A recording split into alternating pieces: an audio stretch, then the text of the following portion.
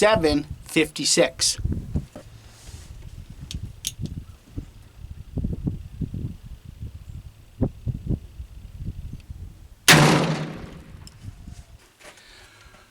$1,053.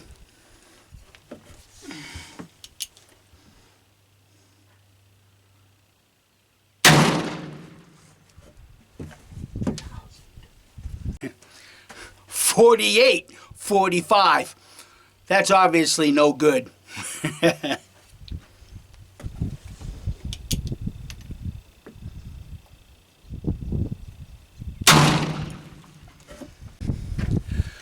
$7.05.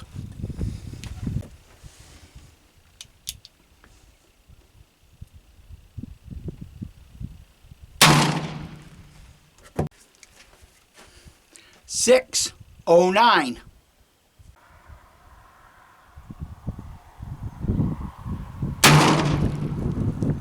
Little high.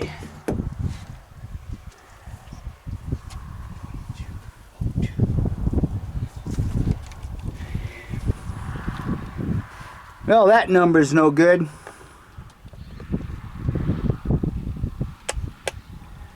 $22.02.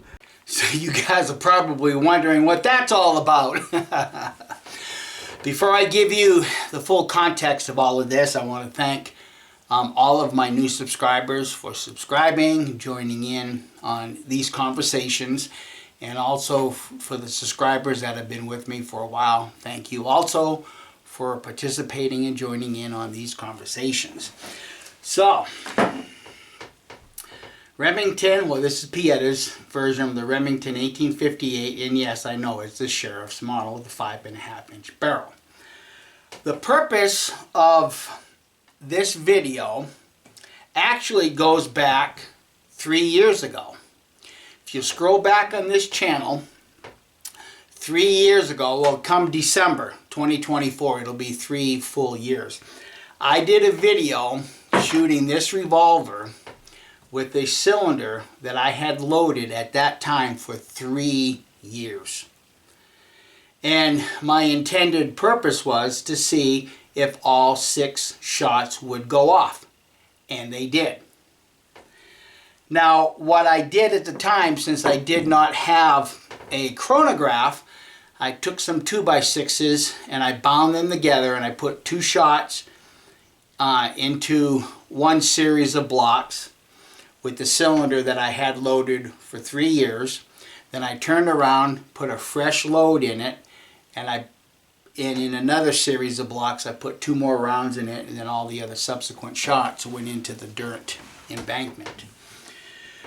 So, having been loaded for 3 years, it showed me, at least, in the conditions that I keep this gun in my home, I can reliably pick it up and use it as a defense mechanism if I have to. Okay? Now,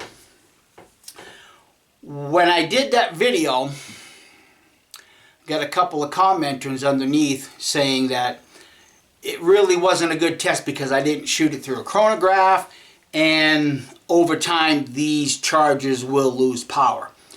That's fine and dandy, but at the same time I can't see, or I couldn't see at the time, how these chambers being sealed with a round ball, felt wad, and a percussion cap on the back end, how they could lose a, and I'll use the term, significant amount of velocity.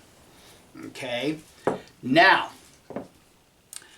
a year ago today, before I went on my elk hunt with my brother, I took the same revolver, and just let me add to the context. When I did that video 3 years ago, almost 3 years ago, I had 30 grains of Pyrodex loaded in the gun. Okay. Now, last year, when I was getting ready to go on the elk hunt with my brother, I did 2 cylinders, one with GoX 30 grains, recorded that through my chronograph, and then I turned around and loaded it up with 777, or vice versa, 30 grains, and I Wanted to see what the velocity difference was going to be. At that time, the GoX had with 5 shots, because one of them was a bad shot, I didn't record it. The 5-shot average was 698. That was 30 grains of GoX. And bear in mind too that I'm also using a pre-lubricated felt wad. So this cylinder has been loaded for a year with a pre-lubricated felt wad between the ball and the powder charge. Okay, then I turned around and I did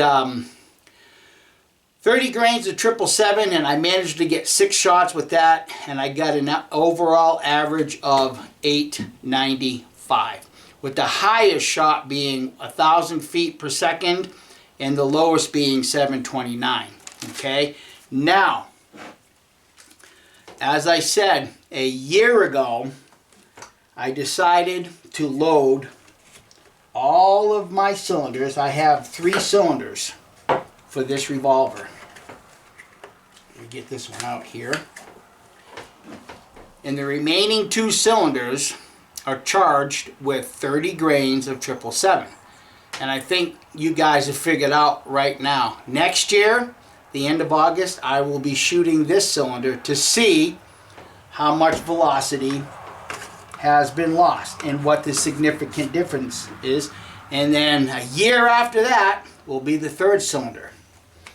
And record those numbers, you know, providing I don't accidentally, you know, shoot my chronograph. Let me get this in. Shoot my chronograph away, okay?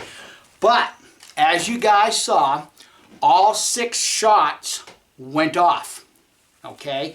So even having been loaded a year with 777, all the 6 shots went off. Now, unfortunately, today I can only give you a 4-shot average because I was only able to get you 4 good numbers. You know, as I said, and I'll repeat right here, the 3rd shot was 48.45 and the 6th shot was 22.02. So really, what do I do with that? Now, the highest shot being 10.53 and the lowest shot being 6.09. So a 4-shot average was 780.75. Okay, and then remember, as I just previously stated, a year ago, 6-shot average was 895. So I have to concede right now, as it stands today, it's not really a fair test as far as velocities are concerned. It's in my opinion, it's just not, because I've got 2 shots that are no good. So I have next year to look forward to, and so do you. And hopefully I'll be able to get you 6 good numbers next year, and we can see what, you know, what the average is going to be. Now, am I going to say that the 780 this year from the 895 is a significant drop? I can't say that because I can't give you 6 numbers to compare to. Okay, now if I were to do some fancy math, say take out some of these numbers from a year ago, I could probably come back to close to that same average, around 800, you know, with 800 feet per second in a velocity. I mean, anybody can make numbers say whatever the hell they want. That's why I'm not a big person on numbers. But ultimately, loaded 1 year, all 6 went off. Now, for those that might be curious, you know, this gun stays in the house. It's used as a defensive revolver if I have to. You know, where I live out here in the middle of nowhere, it's not usually a big problem because all my neighbors have got guns. So anybody that tries to, you know, break into these homes out here, you're really taking a risk in doing that.